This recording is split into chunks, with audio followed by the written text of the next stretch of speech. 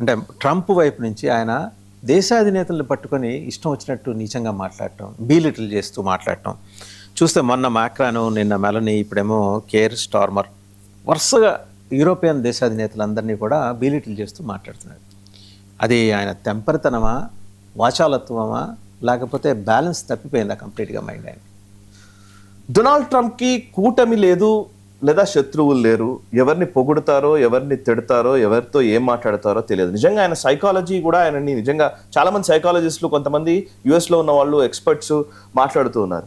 Donald Trump ఇవాళ మాట్లాడింది రేపు మాట్లాడట్లేదు, రేపు మాట్లాడింది ఎల్లుండి మాట్లాడాడు. పోనీ ఇంతకు ముందు స్టాండ్ మీద ఇవాళ ఉంటాడంటే ఉండడు. సో దాన్ని ఆయన ఏం చేస్తున్నాడంటే అదొక ఫికిల్ మెంటాలిటీ. ఆ ఫికిల్ నేచర్ని తనకు అనువుగా అన్వయించుకుంటున్నట్టుగా ఫీల్ అవుతున్నాడు, కానీ అంత సీన్ లేదు అనేది అందరూ చెప్తున్నమాట. సో అందుకే ఇప్పుడు డొనాల్డ్ ట్రంప్ మన G7 సమ్మిట్కి వెళ్ళినప్పుడు మనం డిస్కస్ చేసాం. యాక్చువల్లీ మనం ఆ విజువల్స్ కూడా చూపించాం. డొనాల్డ్ ట్రంప్ ఒంటరిగా నిలబడి ఉన్నాడు. మొత్తం అన్ని దేశాల అధినేతలు మోదీ గారి వైపు ఆయనకు విపరీతంగా ఆయన చుట్టూ తాను నిలబడ్డ జార్జియా మెలోనీ మాట్లాడడం అనే క్యారెక్టర్ అక్కడ ఆ స్టేజ్ మీద ఉందనే స్పృహ లేకుండా మిగిలిన వాళ్ళలో వాళ్ళు మాట్లాడేసుకోవటం ఆ విజువల్ లో మనం స్పష్టంగా చూసాం. ఎగ్జాక్ట్లీ నేను ఇక్కడ ఉంటే నన్ను ఎవరు పట్టించుకోవట్లేదు ఏంటి అన్నట్టుగా ఆయన భావ వ్యక్తీకరణ కూడా జరిగింది. ఎగ్జాక్ట్లీ. ఎందుకు అనంటే డొనాల్డ్ ట్రంప్ ఈ మధ్య చేస్తున్నటువంటి, ఇంతకుముందు యూరోప్ దేశాలకు అమెరికాకి మధ్య మంచి సంబంధాలు ఉండేవి. ప్రతి దేశం అంటే యూరోప్ దేశాలన్నింటినీ కూడా దేశాధినేతల్ని రెస్పెక్ట్ ఇచ్చి అమెరికా అధ్యక్షులు మాట్లాడేవాళ్ళు. ఇవాళ వాళ్ళు ఎవరిని మాట్లాడట్లేదు. అసలు ఇవాళ యాక్చువల్లీ అమెరికా ఎలా బిహేవ్ చేస్తుందంటే, ముఖ్యంగా డొనాల్డ్ ట్రంప్ ఏమనుకుంటున్నాడంటే మా మీద యూరోప్ బతుకుతోంది అనే భావనలో ఉన్నాడు ఆయన. అమెరికా మీద బతికి యూరోపియన్ దేశాలు నడుస్తున్నాయి, లేకపోతే వాళ్ళకి అసలు ఏమాత్రం వాళ్ళకి అవగాహన లేదు, ఏమీ లేదు అని చెప్పే ప్రయత్నమే అమెరికా చేస్తూ వస్తుంది. ముఖ్యంగా డొనాల్డ్ ట్రంప్ చేస్తున్నాడు. ఇంతకుముందు కూడా తెలుసు మనకు, ఒక సంవత్సరం క్రితం అనుకుంటాను ఇమాన్యుయల్ మ్యాక్రాన్ గురించి మాట్లాడాడు. ఓసారి ఇమాన్యుయల్ మ్యాక్రాన్ ఎక్కడనో వాళ్ళ వైఫ్ ఏదో, ఆయనకు వాళ్ళ వైఫ్కి మధ్య ఏదో సమ్ ఆర్గ్యుమెంట్ ఏదో జరుగుతున్నట్టుగా ఒక విజువల్ వచ్చింది. అసలు యాక్చువల్లీ నిజంగా ఒక దేశాధినేత ఇంకొక దేశాధినేత పైన పర్సనల్ అంశాల్లోకి వెళ్ళి మాట్లాడడం అనేది జరగదు. అట్లాంటిది ఆయన మ్యాక్రాన్ ని వాళ్ళ వైఫ్ కొట్టి ఉంటది, ఏదో అయి ఉంటది, ఫస్ట్ ఆ భార్యతో సరిగ్గా ఉండడం నేర్చుకో అని చెప్పాడు. అదే విజువల్ ఆయన ఎవరు అక్కడ పట్టించుకోవట్లా. ఎవరి G7 సమ్మిట్ లో ఎవరికి వాళ్ళు వచ్చి మాట్లాడుకుంటున్నారు. ఆయన అక్కడ ఇంకొక కీలకమైన విషయం చూడండి. అర్సులా వాండర్ లైన్, యూరోపియన్ కమిషన్ అధినేత, ఆమె వచ్చి మోదీ గారితో మాట్లాడుతోంది. డొనాల్డ్ ట్రంప్ తో మాట్లాడుతున్న వాళ్ళు చాలా తక్కువ. మీరు ఆ లాస్ట్ లో అయితే కేర్ స్టామర్, ఇప్పుడు ఈయన వచ్చాడు మ్యాక్రాన్ వచ్చారు లోపలికి, అందరినీ ఫోటోకి దిగమని చెప్తారు. మీరు చూడండి ఇప్పుడు రీసెంట్ గా ఎందుకు వివాదం వచ్చిందో మనకు తెలుస్తుంది. ఇది చూడండి, ఇక్కడికి వస్తాడు ఇప్పుడు కేర్ స్టామర్ పరిగెత్తుకుంటూ వస్తాడు. కేర్ స్టామర్ పరిగెత్తుకుంటూ వచ్చాడు, అక్కడ మోదీ గారిని హగ్ చేసుకున్నాడు, వెళ్ళి వెనకాలకెళ్ళి నిల్చుంటాడు. కరెక్ట్ గా డొనాల్డ్ ట్రంప్ వెనకాల వెళ్ళి నిల్చుంటాడు. మీరు చూడండి, స్టామర్ వెళ్తున్నారు వెనక్కి, వెళ్ళి డొనాల్డ్ ట్రంప్ వెనకాల నిల్చున్నారు ఆయన. సమస్య ఏంటంటే డొనాల్డ్ ట్రంప్ తో మాట్లాడలేదు, యుఎస్ ప్రెసిడెంట్ ని యూకే ప్రైమ్ మినిస్టర్ పలకరించలేదు. యూకే ప్రైమ్ మినిస్టర్ లోపలికి వెళ్ళినాక, క్లోజ్ రూమ్ లోకి వెళ్ళినాక అక్కడ మాట్లాడాడు. ఆ కడుపు అంటే తీర్చుకుంటున్నాడు, అక్కడ మాట్లాడలేదు. అందుకే కేర్ స్టామర్ ని వాళ్ళు ఏమంటాడంటే ఈయన రేపు రిజైన్ చేస్తాడు, ఇంకా పదవి కోల్పోతాడు అనేది డొనాల్డ్ ట్రంప్ చేస్తున్నటువంటి మాట.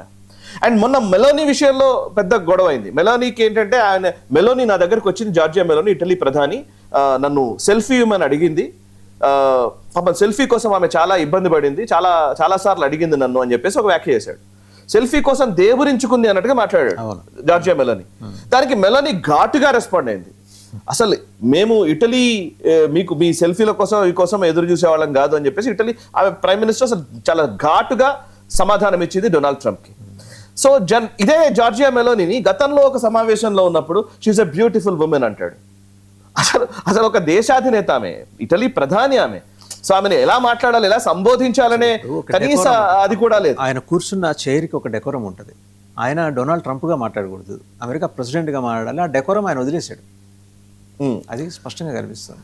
ఇప్పుడు మ్యాక్రాన్ ని కూడా ఇదివరకు వాళ్ళ వైఫ్ ఏదో ఆయనతో ఏదో మామూలు చిన్న సరదాగా ఏదో జరిగితే దాన్ని బేస్ చేసుకుని తన వైఫ్ తో ప్రాబ్లం ఉంది మ్యాక్రాన్ కి అని ట్వీట్ చేశాడు డొనాల్డ్ ట్రంప్. ఫ్రాన్స్ అధినేత గురించి ఆయన పర్సనల్స్ లోకి వెళ్ళి మాట్లాడడం ఎంత చీప్ గా ఉంటుంది కదా నిజంగా మాట్లాడితే. డిప్లొమసీలో ఇది ఎక్కడ, ఎవరు కూడా ఆయనతో ఎవరు కాన్ఫరెంట్ చేయరు. కాన్ఫరెంట్ చేసినా కూడా కొంత చేసేసి వదిలేస్తారు. సో అందుకే వాళ్ళు ఏం చేస్తున్నారు, ఇప్పుడు యూరోపియన్ దేశాలు ఏం చేస్తున్నారంటే అమెరికా మీద డిపెండెన్సీ మనం తగ్గించుకోవాలి డిసైడ్ అయిపోయారు వాళ్ళు. మనం అమెరికా మీద డిపెండ్ అవ్వకూడదు, అసలు అమెరికాని మనం పట్టించుకోకూడదు, మనం ఇండివిజువల్ గా మనం నిలబడడం నేర్చుకోవాలని మాక్రాన్ చాలా స్పష్టంగా చెప్పారు. అండ్ అందులో భాగంగానే ఈవెన్ యూరోపియన్ యూనియన్, ఇప్పుడు మీరు చూస్తే వరల్డ్ ఎకనామిక్ ఫోరంలో వరల్డ్ ఎకనామిక్ ఫోరం జరుగుతున్నప్పుడు దావోస్ లో సమ్మిట్ జరుగుతూ ఉంటే అర్సలా వాండర్లైన్ ఆ రోజు డొనాల్డ్ ట్రంప్ కి స్టేట్మెంట్ ఇచ్చింది. ఆమె మదర్ ఆఫ్ ఆల్ డీల్స్ చేసుకోబోతున్నాం భారత్ తో అని. భారత్ తో డీల్ ని వాళ్ళు చాలా గొప్పదిగా చూస్తూ ఉన్నారు.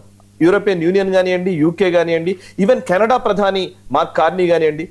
ఒక అధినేత, ఒక దేశానికి సంబంధించిన అధ్యక్షుడు కూర్చున్నప్పుడు ఆ అధ్యక్షుడి ముందు మాట్లాడుతూ మీ కెనడా మా దేశంలో కలిపేసేయండి, మా దేశానికి 51st స్టేట్ గా నేను కెనడాను చూస్తాను అని చెప్పడం అంటే ఇంకొక దేశానికి సంబంధించిన సార్వభౌమాధికారం మీద ఏమాత్రం గౌరవం లేదు. ఆయా దేశాన్ని కొనుగోలు చేయడానికి ప్రయత్నాలు చేయడం, గ్రీన్లాండ్ అమ్మేసేయండి నాకు అనడం, క్యూబాను కబలిస్తానని చెప్పడం, వెనిజులా అధ్యక్షుడైతే ఎత్తుకెళ్ళిపోవడం, లాస్ట్ కు what ever it may be ఆ యుక్రెయిన్ జెలెన్స్కీని ఒక ఓవల్ ఆఫీస్ కి పిలిచి, ఒక ఉక్రెయిన్ ఒప్పుకున్నా ఒప్పుకోకపోయినా ఉక్రెయిన్ దేశ అధ్యక్షుడు, సో జెలెన్స్కీని పక్కన కూర్చుని క్లాస్ వీక్ పంపిస్తాడు.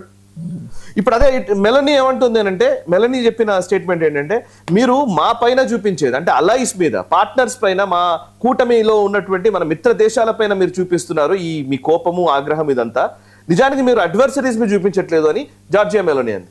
రష్యా పుతిన్ ని మాత్రం గౌరవిస్తాడు, మళ్ళీ చైనాని భయంతో గౌరవిస్తాడు. Xi Jinping is my friend అంటాడు.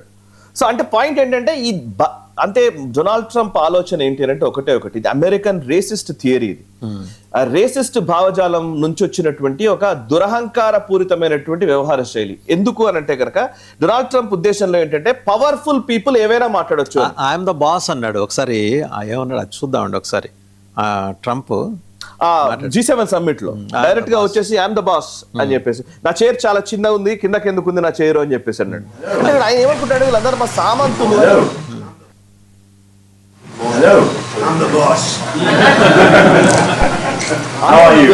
అందరూ నది వదిలేశారు. కానీ అంటే ఆయన ఉద్దేశం ఏంటంటే అమెరికా అగ్రరాజ్యము, నేను చక్రవర్తిని, మీరందరూ సామంతులు. చక్రవర్తి అనే కంటే కూడా ఇంకోటి ఏంటంటే ఆయన Messiah, Jesus Christ Donald Trump రూపంలో వచ్చినట్టుగా కూడా కదా ఆయన ట్వీట్ చేసింది. రీఇన్కార్నేషన్ జీసస్ క్రైస్టే మళ్ళీ ఈయన రూపంలో వచ్చాడు, పునరుత్థానం అయింది అన్నట్టుగా. అండ్ బేసికలీ ఈ ప్రాబ్లమ్స్ అన్ని కూడా ఏంటంటే రేసిస్ట్ భావజాలం వల్ల, దురహంకార పూరిత భావనల వల్ల వచ్చినాయి. అమెరికాలో ఉండేటువంటి చాలా మందికి రేసిస్ట్ భావజాలం ఉంది. మేక్ అమెరికా గ్రేట్ అగైన్ అనే నినాదము ఆ దేశాన్ని పెంచడం కోసం పనిచేస్తుండవచ్చు, కానీ ఇంకొక దేశాన్ని